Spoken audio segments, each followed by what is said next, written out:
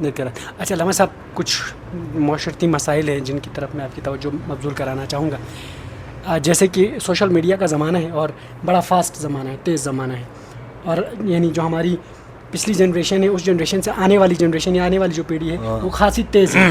تو اور گلگت بلتستان کی بدنصیبی بھی یہ ہے کہ یہاں پر ایک تو زمانہ تیز، اور دوسرا یہ کہ ہر چیز کی یلغار ہوئی ہے، ایک دم سے چیزیں یہاں پر میسر آنا شروع ہو گئیں. سوشل میڈیا بھی اسی طرح کا ہے کہ ایک دم سے لوگوں کو اویلیبل ہو گیا، ایک دم سے ان کے ہاتھ میں موبائل فون آیا، اور ہم شاید اس کے وہ ڈرابیکس سے واقف بھی نہیں تھے کہ ہم نے موبائل استعمال کرنا شروع کر دیا ہے. آج کل ہم دیکھ رہے ہیں کہ گلگت بلتستان میں کی خواتین کو ٹک ٹاک پر، ویسے خواتین کو میڈیا میں آنا چاہیے، لیکن ایک تہذیب کے دائرے میں رہتے ہوئے ایک تعلیمی کیریئر کو پہلے وہ مکمل کریں، ایک سفر مکمل کریں اپنا، پھر اس کے بعد میڈیا کی طرف آئیں. ہم اس پر تنقید نہیں کریں گے، لیکن یہ کہ اب چونکہ ایک فہم جلدی مل جاتا ہے خواتین کو سوشل میڈیا پر، اور ایک ایسی نسل بیٹھی ہوئی ہے جو جن کا کام ہی خواتین کو دیکھنا ہے سوشل میڈیا پر، تو وہ خواتین جانتی ہیں کہ اب ویوز اور لائکس اور فالوورز جو ہے وہ خواتین کے اکاؤنٹس میں زیادہ پڑتے ہیں. ہم یہ دیکھ رہے ہیں کہ کچھ عرصے سے گلگت بلتستان میں، خاص طور پر بلتستان کی خواتین کو ٹک ٹاک پر اکاؤنٹس پر اپنی ویڈیوز شیئر کرتے ہوئے، کبھی ولاگنگ کی صورت میں یا کسی اور صورت میں، بہت زیادہ خواتین اس طرف راغب ہو رہی ہیں.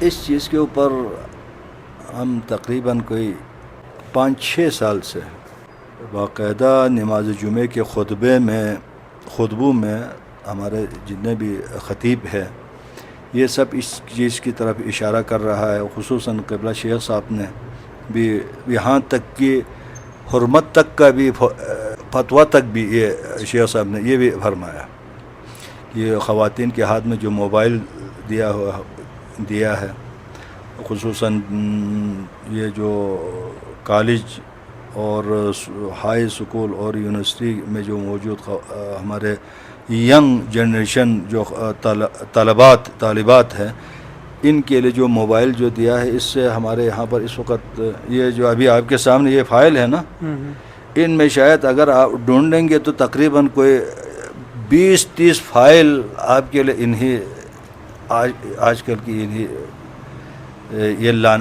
یہ موبائل کے لعنت سے پھنسے ہوئے لوگ ہیں اس میں. اچھا، جو طلاق کے ہیں، اب کیا ہے جی، بہت سارے مسائل اس موبائل نے جو ہمارے یہاں پر جنم دیا. طلاق کی شرح اس وقت تقریباً 70% میں تک گیا ہے. 70% یہ ایک بہت بڑا ایک المیہ ہے. لہٰذا ہم والدین سے ہم بار بار خطبات میں، اپنی جو مجالس محافل سب میں ہم کہہ رہے ہیں کہ یہ خواتین کے ہاتھ میں موبائل نہ دے. اگر موبائل دیا تو بھی والدین کم سے کم روزانہ نہ ہو تو ہفتے میں ایک بار ان کی موبائل چیک کریں. اسی طرح جوان لڑکوں کے ہاتھ میں بھی ابھی ہر گھر میں 10-10 12-12 موبائل ہے. ہر بچے کے ہاتھ میں بڑے بڑے موبائل ہیں. تو ہر کوئی یہ موبائل استعمال کر رہا ہے. یہ ایک وبا بن چکے ہیں ابھی ہمارے لیے موبائل. خصوصاً اس وقت یہ فیس بک اور یہ پتہ نہیں کیا کیا اس کے اوپر، اس میں کیا کچھ نہیں آتا ہے. موبائل ایک دنیا ہے نا، یہ پوری دنیا کو سمیٹ کے اس کے اندر رکھا ہوا ہے. تو مولا امیر المومنین کا ایک قول بھی ہے، ایک وقت آ جائیں گے دنیا کا قبلہ یہی کیا ہے جی، اینٹینا بن جائیں گے. مولا امیر المومنین کا قول ہے اینٹینا بن جائیں گے لوگوں کا قبلہ. ابھی یہی ہو چکے ہیں تقریباً. سب کے ہاتھ میں موبائل ہے، چاہے بزرگ ہو، چاہے جوان ہو، چاہے نوجوان ہو، چاہے علماء ہو، چاہے غیر عالم ہو، جاہل ہو، خواتین مرد زن، ہر ایک کے ہاتھ میں موبائل ہے. اور محافل مجالس میں پہلے وہاں پر مجلس میں اگر ہوتا تو وہاں پر کوئی کسی عالم سے یا کسی بزرگ سے واعظ و نصیحتیں سنتے تھے. ابھی محافل مجالس میں بھی لوگ سب کے سب موبائل پہ ہے جی. وہاں پر بھی پھر یا واٹس ایپ یا فیس بک اس کے اوپر ہے. تو ابھی محافل میں بھی کوئی گفتگو نہیں ہے لوگوں کے درمیان میں. ایک دوسرے کے محفل میں لوگ ہے لیکن ایک دوسرے کے درمیان کوئی گفتگو نہیں. پہلے دور میں تو وہاں پر لوگوں کے سارے خبریں اسی محافل مجالس میں ہوتے تھے.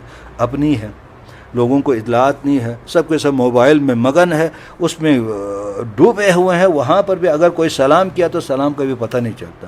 لہٰذا ہماری لوگوں سے، خصوصاً والدین سے ہم گزارش کرتے ہیں کہ نوجوان خواتین لڑکوں کے ہاتھ میں موبائل نہ دیں. اگر دیا تو بھی ان کی چیک اپ ہونا چاہیے.